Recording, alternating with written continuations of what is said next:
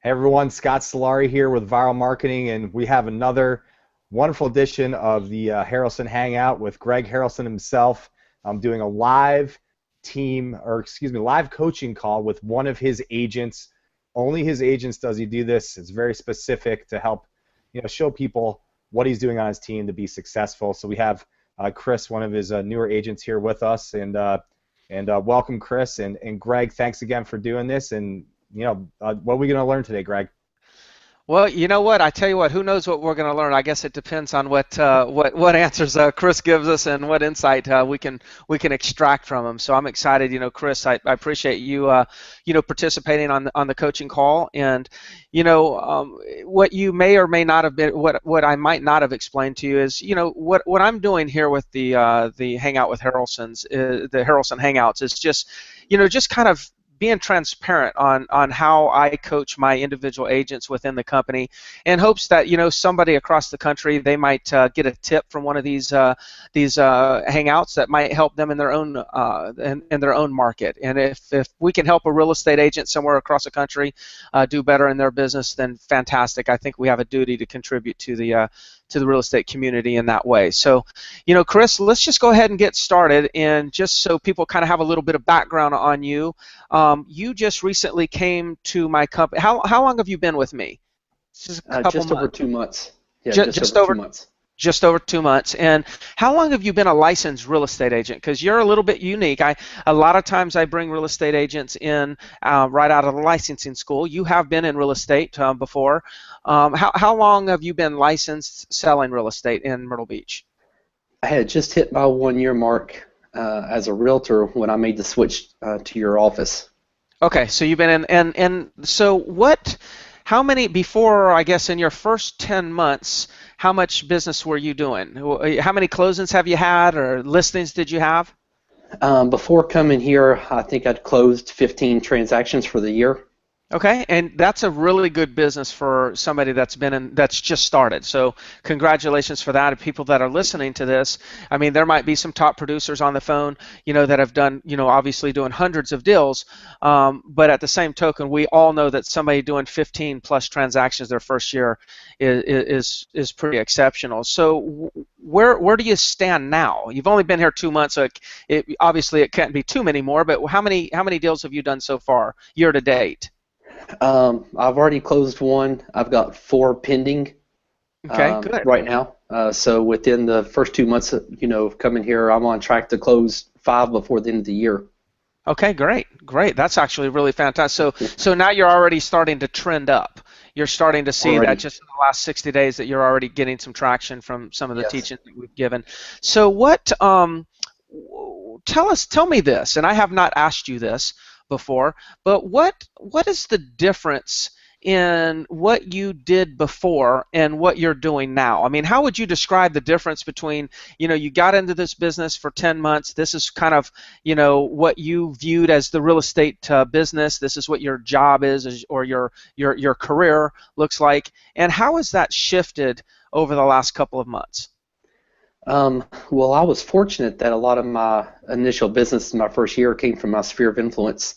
Okay. If it wasn't for my sphere of influence, I wouldn't have seen that much volume because, the environment I was in before I came to your office was much more relaxed, and you just kind of went out and figured it out on your own kind of environment. Okay. Sure. And that's one of the reasons why I made the move, was because I saw the model that you had here, and the coaching and the training, and I knew that I would thrive in that environment, and I am. It definitely, my confidence has already risen a lot at work and at home. Mm-hmm. So that's something I don't talk about a lot, but I've seen a positive reflection in not only my business but my personal life. Awesome. Being a part of this team. Good. So just overall, it's just more of a, I guess so what you're taking from it is the coaching and this more of a training type of environment is what I'm hearing you say. Yeah, okay. What you're doing is you're trying to build real estate professionals.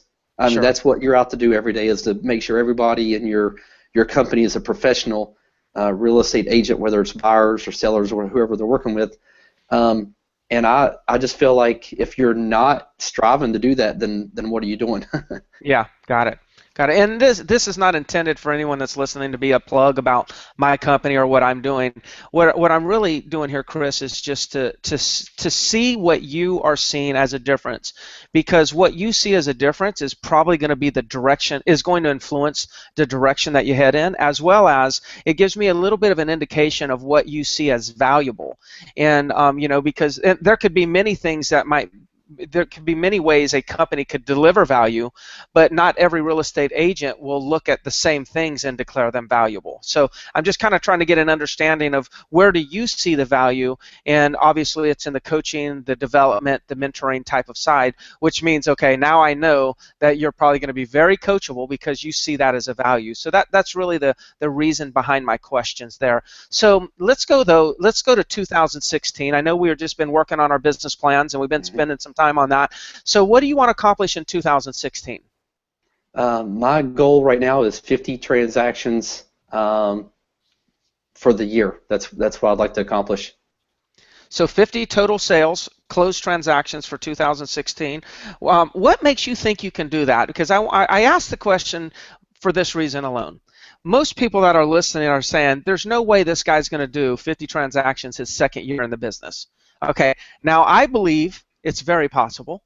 I think you probably believe it's possible. There's plenty of people that do it, but in your mind, what makes you think that you are going to be able to do 50 transaction in 2016?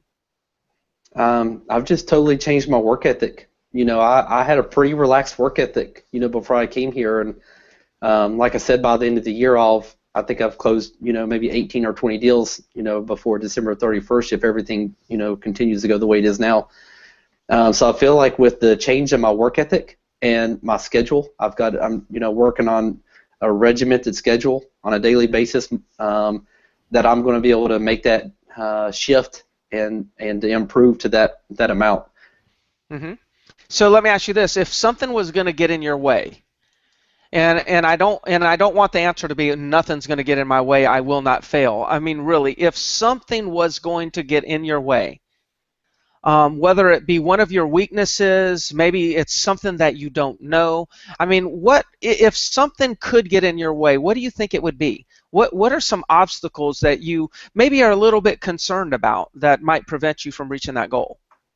Well, I do need to still work on my conversations, our scripts. Okay. So if I don't put the time in to work on the training and the conversations, then I'm not going to see the amount of volume come at a short amount of time. It may take me longer to get there, and I may fall short of that goal. But I think if I put the time in outside of time that we're working on productivity in the office, if I put time into training, role playing, learning my scripts, I think that I have the ability to achieve that goal. And and I have to follow my schedule. It's one thing to put time on your schedule to do certain things. That's another thing to actually look at your schedule every day and do what it says to do. Got it. So out of the 50 transactions, how many of those would you prefer to be listing controlled sales versus buyer controlled sales? I would like to see 30 listing and 20 buyers. Okay. And how many contacts are you making per day right now? Right now, at the moment, I would say about 24 a day. Okay, got it. So and I've got to get that number up. Okay, and how many active listings do you have right now? Right now, I only have one active. Okay, one active listing. Okay, yeah. So, and I'm assuming before you came here, you were probably making a lot less, but I guess I should ask you, how many contacts were you making before? A day, maybe a couple. Yeah. A couple of okay, yeah. I mean, it's very common, so it's nothing to be embarrassed. If anything, you're normal. We're not. So you're becoming abnormal now. So just a thought here. What's interesting, and you did kind of say, oh, I need to make more. Just a little bit of coaching on contacts is, number one, right now you do obviously need to make more. A rule of thumb, and this was taught by, I remember Mike Ferry saying this, or one of the coaches with Mike Ferry years ago said, the number, for somebody that's newer to the business, the number of contacts you make daily will equal the number of transactions you do annually. Now, there's a couple challenges here. Is when we talk about daily, we talk about 220 days. So if somebody was to make 30 contacts a day for 220 work days out of the year, it's highly likely that they would actually do 30 transactions per year. Now, you talked about another thing, and it's very important, is that working on your scripts, your presentation skills, your handling of the objections, those things are very, very critical, because let's just say you get to 50 transactions or 70 transactions, which eventually you will. You can't always say, Greg, the way that I'm going to grow my business is by making more contacts, because if you say that, then you get to 100 deals per year. Well, how are you going to get to 150? Make more contacts? How are you going to get to 200? Make more contacts? There's a point where you wouldn't be able to do anything but make contacts all day. So we know that the top producers, once they get probably over 50 transactions, you'll see the bigger producers end up doing less contacts to do more deals. And the reason being, as you have kind of led to, is that their conversion ratios are so high due to their ability to have good quality conversations. In other words, their presentation and objection handling skills are through the roof. So my question to you is, how many hours are you spending practicing your presentation and your scripts and the rest of your scripts per week? Per week, I would say about 5 hours a week. Okay, that's good. So about an hour a day right now. Yeah. About an hour a day. So, and how many hours are you spending prospecting? Is it 3 hours a day? I would say about 5 hours a day right now at the moment. Okay. Okay, I do the 3 in the morning, and then I'll do like another 2 later on, and try to catch the people I didn't catch in the morning. Okay, got it. So right now I'm picking up on something. You say 24 contacts per day, but it's taken you 5 hours to do it. Is that correct? Correct. Okay, so your contacts per hour is approximately 5 contacts per hour. Okay, so you may want to keep a note of this. I don't know if I've ever shared this with you. Your contacts per hour should be between 10 and 12 per hour. Okay, so now you have a gauge, okay? So this is going to be a very important number, because if you're going to increase your contacts to 30, now all of a sudden, based on your ratios, you're going to have to prospect 6 hours a day. Well, as you start getting listings and making more sales and negotiations and reductions and all these things start happening in your life, you're not going to have 6 hours a day to prospect. So we got to figure out, how do we optimize the time that we're investing in outbound prospecting? So the rule of thumb is this: between 10 and 12 contacts per hour is what someone should do. Now, there's plenty of people out there that use Mojo dialers and whatnot. You're not using any dialers. I don't really recommend that you use any dialers. I'm starting to believe that the people who are prospecting with dialers, though they can increase the number of contacts that they make, their total conversion is not that great. If they actually would slow down on the number of contacts and not make contacts be their main focus, and slow down in the conversations and make sure that you're making quality connections while you're actually having these conversations, you'll produce way more leads. So I don't think it takes nearly as many contacts to get an appointment or to get a hot lead as people think it is. But now that so many people are using Mojo dialing or other variations of dialers, they get what I call contactitis. They're just making contacts for the sake of making contacts, and they forgot that it's really about making connections. Okay, so ideally, I think that you could probably make about 10 contacts per hour. For you, I would say 10. For some people, I would say 12. You want me to tell you why I say for you 10? Go ahead. I think that you think a little bit more before you talk. So your average conversation, even if you keep it to the real estate conversation, I bet your average conversation is a lot longer than other real estate agents. So instead of saying, okay, you need to make 12, I bet you're going to be between 9 and 10 range, just because the rate of your speech, you're going to listen a little bit more, you're going to ask a lot of questions. I can just tell that about your personality. So what I would be looking at right now is, right now you're doing 5 contacts per an hour. I would make it my goal to start getting to 9 contacts per hour. Okay? Now, I got a here's quick what. question, Greg. Please. How many calls should someone be making to get to 10 to 12 contacts per hour on average? What are you seeing? So dials. Yeah, dials. Like, because obviously, if you're, I mean, are you guys leaving messages? Or are they just moving on to the next call? Just moving on to the next call. So we're not leaving messages. So you're probably expected to make about, well, let's just say the contacts will equal about 25% of the dials. Okay. So you're probably dialing 4 to get 1. Okay, so about 40 dials. About 40 attempts. Do you know what your ratio is, Chris? No, not right now at the moment. I haven't actually tracked the amount of dials that I do. I only track the contacts and then appointments and then so on. But just to kind of tally on what Greg was already saying, I know for a fact that the reason why mine is as low as it is because I get in the habit of talking a little long with the prospect. So that is something that I know I got to work on, is staying on track with what my goal is, securing the appointment and then moving on, and not getting in such a lengthy conversation with everybody that answers the phone. Yeah. Yeah, so the reason, Chris, that I don't really, the reason I don't track attempts, and really I'm not really too concerned about attempts, is because attempts is not something that I can control, okay? Well, I shouldn't say that. I cannot control how many people are at home, okay? What I can control is I can control the time and the use of the time during my 3 hours of prospecting. So for you, here's the ways that we'll start to increase. Let me give you some ideas on how to increase your contacts per hour without necessarily taking away from your personality, because I really think that the way that you have conversations with people, I'm also guessing that you have the ability to establish rapport very quickly, and people probably trust you very quickly. So we don't want to change that, because that's an asset. So what we want to do is we want to start looking at, what are you doing between every call? Okay? What are you doing between every dial? So some people, for instance, would imagine a handset, where somebody will have even if you have a headset, some people still have a handset on their phone, right?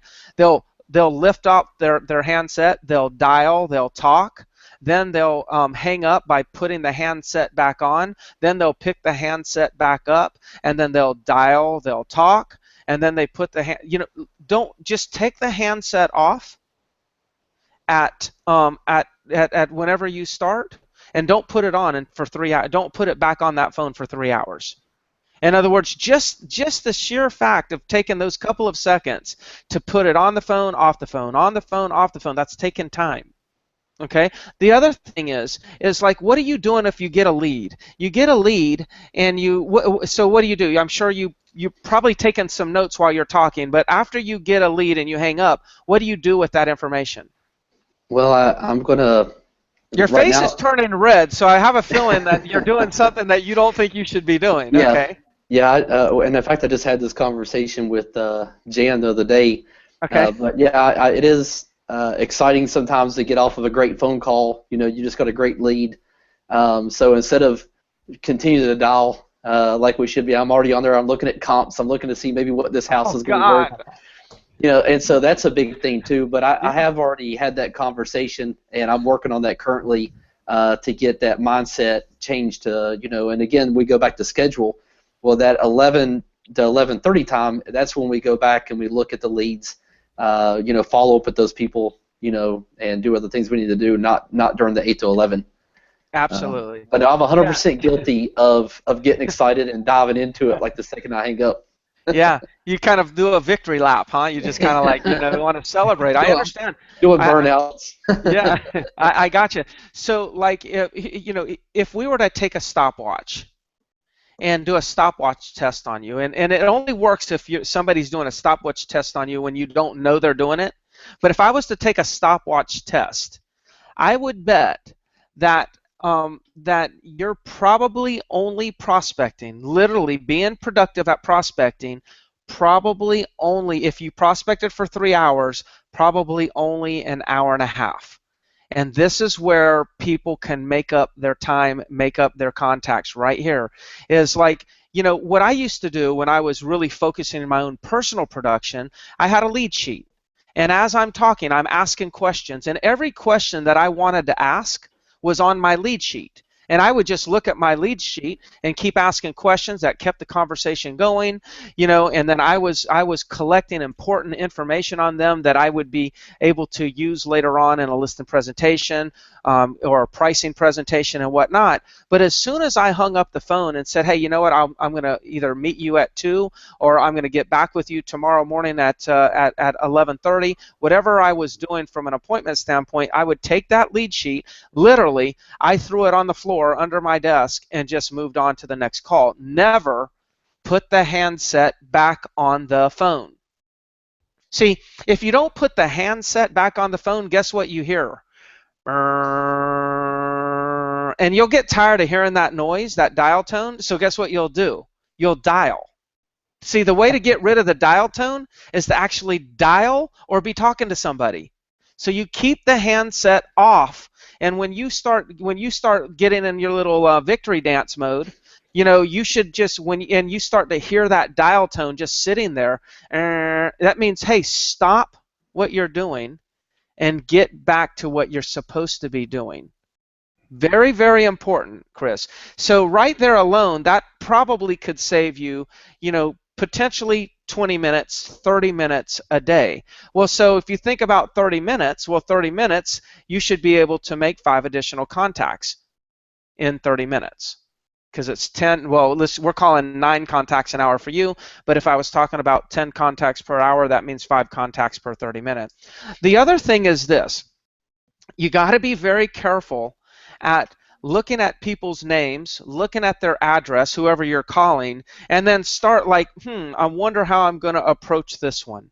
I wonder if anything's sold here. If you've got the computer open, which I'm assuming you're doing since you had the ability to go look up values and whatnot on your lead, what I challenge you to do this week is shut the computer.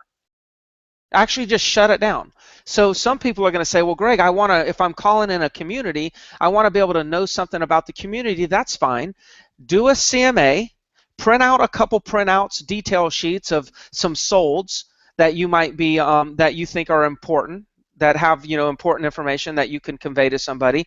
Print those out.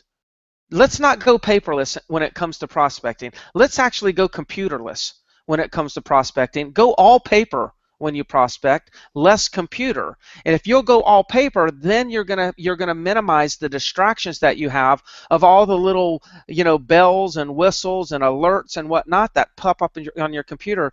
But more important, you're gonna resist the temptation to get in the computer and start doing unnecessary research. That again is probably going to share, will save you 20, 25, 30 minutes. Next thing you know, you're going to go from really only spending an hour and a half to getting a quality 3 hours a year prospecting.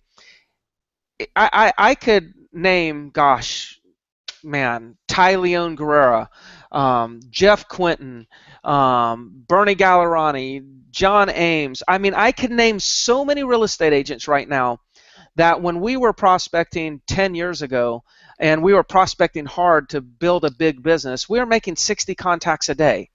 So for those people that are out here seeing this hangout, listen, me sharing with Chris how to do 30 contacts in 3 hours is so easy, but so few people believe it's possible. So people believe it's possible. Listen, I know this is Greg Harrelson, Grandpa, on a rocking chair telling a story about how him and his buddy made 60 contacts in 3 hours, and we did it by manually dialing, but we manual dialed 2 phones. We didn't have Mojo at that time. And let me tell you, you can either believe me or not, those stories are true. So, Chris, I don't feel bad that you're struggling to make 30, but I want you to listen. I know how you can make 30 and more, and that is go paperless, do it for 1 week, see what happens. And somebody like you who kind of probably likes to be prepared and doesn't want to be caught being asked a question where you don't have an answer, you never have to be caught not knowing the answer if you know how to answer. You just say, you know what, that's a great question. Before I answer that without having the facts right in front of me, let me go ahead and when I get off the phone, I'll get that information. I'll make sure I include that in our conversation next time. Sound good? So you say it just like that, and it's just it's okay to not be able to go into the MLS and be able to answer questions that they ask during those calls. So any questions on that? So I want you to use 9 as your contact per hour as your target, and let's see if in the next couple of weeks we can creep creep up into that level. Now you're going to be doing your 30 or maybe even more contacts per hour. Any questions on any of that? No, not right now. No. Okay, so what do you think is one of your strengths? Would you say is probably one of your biggest strengths as a real estate agent? Well, you touched on it a couple times there. I would just say my personality. I've got a military background, moved around a lot. I've got family kind of all over the country, and so I always very quickly kind of find a common ground, with the people that I'm talking to. Just from a lot of my background, my wife, is from a different area that I'm from, and we were both military. So I very quickly kind of build rapport based on some type of common ground that I find with who I'm talking to and make them feel more comfortable. So I would definitely say out of everything, that's probably my strongest asset. Okay. So I already have an answer in my mind, but I'm going to ask you just to see what you would say. If we were going to look at pillars, cold calls, expireds, withdrawns, centers of influence, past customer, FSBOs, rentbos, all the different sources that you can generate listing leads from. What would you say is one of the sources besides centers of influence, because you've already got rapport with them and past customers, besides those 2 pillars, what would you think would be the best pillar for somebody that has the ability to establish rapport so quickly? What would you think it would be? At one time I would have said expireds, but right now I would think that the cold calls, are for me. Okay. That's just my personal experience so far. Okay. So here's the answer that I have in my head is for sale by owners. Okay. Because for sale by, is that what you were thinking? Yeah. Yep. Good. So for sale by owners, it's all about follow-up. See, very few real estate agents call a for sale by owner and list them that day, unlike expireds, right? The magic, the art of the for sale by owner is really the art of the follow-up, and it's the person who could establish rapport the quickest and then continue to maintain that rapport over time that gets that listing. See, for sale by owners, most of them list with realtors. Now, how do they choose the realtor that they list with? A lot of times they choose the realtor they list with based on which realtor is still calling them whenever they decide they're ready to list. Okay, so now hear that. It's kind of like odd. I mean, I would think if I was a for sale by owner, I'd want the most qualified realtor. But a lot of times what ends up happening is that the for sale by owner doesn't always go with the most qualified realtor. They go with the realtor who's still calling them when they decide they want to list. And here's the key. They don't know when they're going to decide. It's one day, Monday morning, the wife wakes up and tells the husband, I'm not cleaning the house one more weekend for an open house. You need to call a realtor and get this thing listed. I'm tired of this. This is a waste of time. And then they just start scrambling around and figure out, well, which realtor are we going to call? Well, they've got that one that keeps calling them. That's who they call back. So with if rapport, which I agree is one of your strengths, is one of your strong suits, then you're not going to come across threatening to the for sale by owner. So your ability to call them once a week for 5 or 6 weeks straight, or let's just say their willingness to talk to you because of your ability to establish rapport and you kind of feel and sound trustworthy, their willingness to talk to you is going to be higher than their willingness to talk to other agents who are just chasing commission checks. You don't come across as a commission check chaser to me. So therefore, you will get into relationship real early on, or connection in with these for sale by owners, and then if you'll stay consistent with your follow-up, you're going to convert a high percentage of them into listings. So are you calling for sale by owners at all right now? No, not really. Okay. Something I can definitely do. I'm telling you, I'm so certain here that your personality fits that pillar. I have a feeling that this will be something, it'll take a little bit of warming up to. You know, you'll go on previews, you'll meet people, you won't get any listings, but then you'll follow up and you'll see after about 5 or 6 weeks of working the for sale by owners is when you're probably going to catch some momentum. It won't take 90 days. It'll just take 5 or 6 weeks. You're going to call them today, they're going to say no. You're going to call them next week, they're going to say no, but they're going to invite you over, or you're going to ask if you can come over. They're still not going to list with you. 3 or 4 weeks go by, you're going to call them and just ask them how it's going. With your ability to communicate and sound trustworthy, they're going to take the call, you're going to have a good conversation, and then you're going to be the person that's going to be there when they make a decision. Okay, so I really urge you and coach you to tackle the for sale by owners, tackle them immediately. I would say, in addition to going computerless this week, I would really start putting a lot of my attention on the for sale by owner scripts. Okay. And any objection handlers that you may get that we have scripts for when in terms of for sale by owners. But I think you're going to enjoy that. Okay. Is there any questions? Go ahead, Scott, if you have something. I was going to ask a quick question. So, yes, with all your scripts, I'm kind of assuming that you've worked in there that they need to be getting the correct or the updated email address.